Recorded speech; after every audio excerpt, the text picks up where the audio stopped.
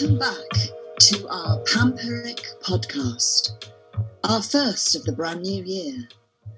In the words of John Lennon, still and always very much with us, we hope it's a good one without any fear. Although that's a scant hope. Because let's face it, we are all living in some way or another in a state of fear. We were even before this virus, of course.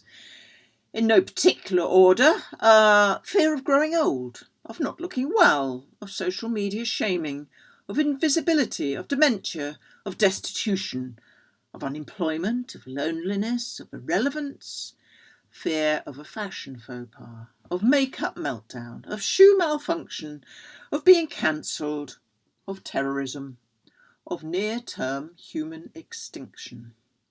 Fear of supplies running low. Now the queues at Dover are one thing, but running out of the good stuff.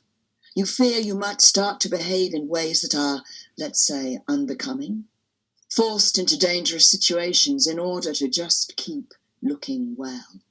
Undignified. That can lead to the death of self-respect. Fear of the death of plans. All those hopes and dreams sort of dribbling down the drain. Fear of rotting away at the end of it all. Fear of life. Fear of death. The Reaper.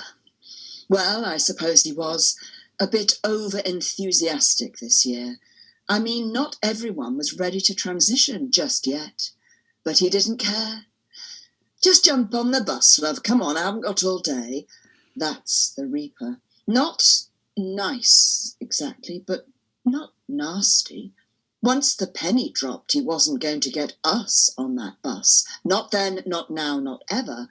He sort of softened, didn't he? Became a laugh, even. Yeah, absolutely. We've been able to hang out with him over the centuries, and after a glass of the good stuff, I must say his wit and repartee can sometimes sparkle.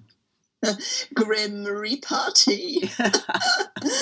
Dry, dark, and doesn't discriminate great from small. My kind of conversationalist. Now, we should tell them, you know? What? We have seen all this before, same as it ever was. We name-checked John Lennon earlier, and now that's a quote from Talking Heads. You may find this difficult to believe, dear listeners, but people have feared us in the past. Oh, yes, before our kind became accepted, before our way of life became a respectable and safe business model. Yes, back then we were seen as demons, or worse. I lost count of the times we've had to flee under cover of darkness. But why fear us? Why indeed? Because we speak for those without a voice, the unheard. That's what we've always done. So here's a question for you, our listeners. Do you feel you have a voice? And if not, why not? Is it because you are poor, or powerless, or dead, or undead, or, well, no other way to put it, past your sell-by date? Because if you're not young and beautiful, nobody's going to be listening. Oh, I don't know. Angela, Ursula, Christine, those terrific Euro women, beautiful in their way, but certainly not young. Not poor either, or powerless, or dead, or indeed undead yet. Anyway, we digress. Fear. We're all in tears. I mean, tears. 1 to 4, or 5 if you're in Scotland. Tears for fears. The higher the level of fear, the stricter the lockdown. Wherever there have been sightings of the Reaper, you must shut your doors and windows, keep your friends and family away. Sanitize up to the armpit with a choreography that shows how much you care. Be terrified. Panic. That's what Greta said. Ah, Greta. Now she is young. I wonder if she'll be one of us someday. I want you to panic, she said. And panic we did. Oh, did we panic? Just not about the things she wanted us to panic about. She'd been telling the politicians and anyone who'll listen, you are killing our planet, our future, our hope. You are killing your grandchildren. But somehow that got turned on its head, and now it's young people who are told they are killing their grannies by dancing in a field. Grannies who, it must be said, if they'd only become one of us, would not have that concern. But they weren't interested. They don't want to die just yet, but they don't want to live forever. They know they've doomed the human race by voting for Donald Trump and Nigel Farage and Boris Johnson and running their heating at full blast every day.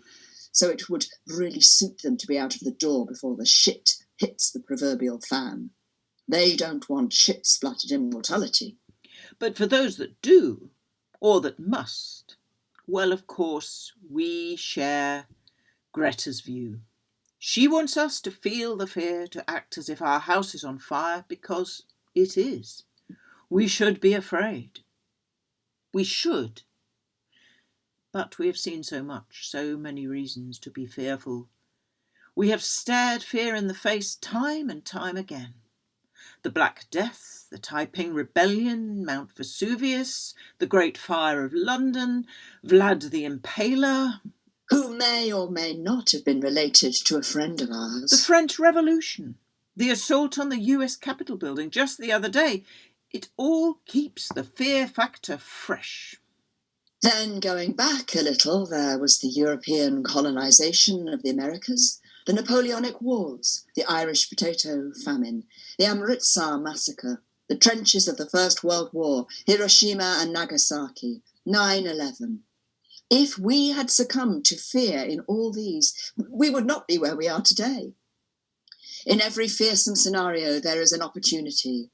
And when opportunity knocks and then steps back from the doorstep to maintain a safe distance, are you going to hide behind the door in fear and pretend you're not in?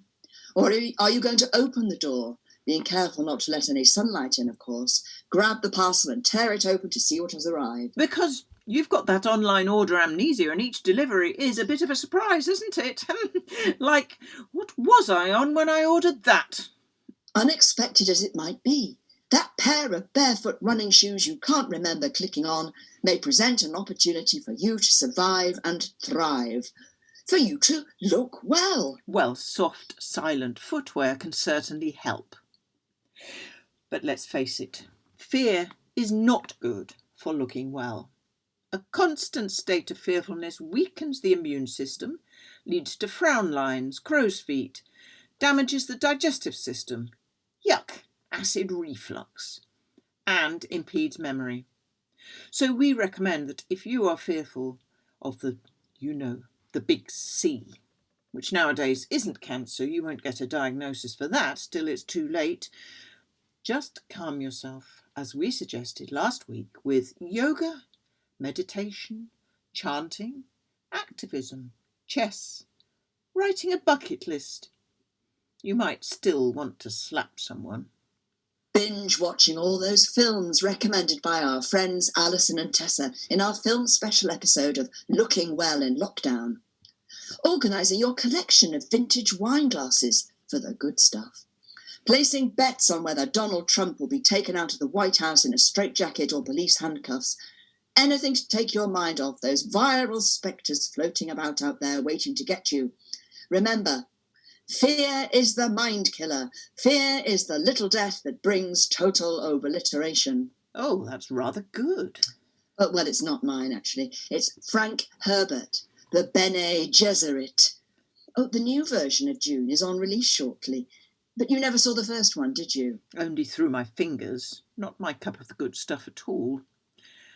And if you must be fearful, be more Greta. We'll still be here once this bug has done its worst, and we'll need a habitable planet to keep us looking well. So we hope you've heard something to help you deal with these fearful times, and that you'll sleep a bit better tonight. And thinking about planning ahead, make it your New Year resolution. Remember, we're here to help you with that. And if you're feeling voiceless in these times of thunderous panic, drop us a message. This too will pass, and soon we'll all be looking well again. Until then, be not afraid.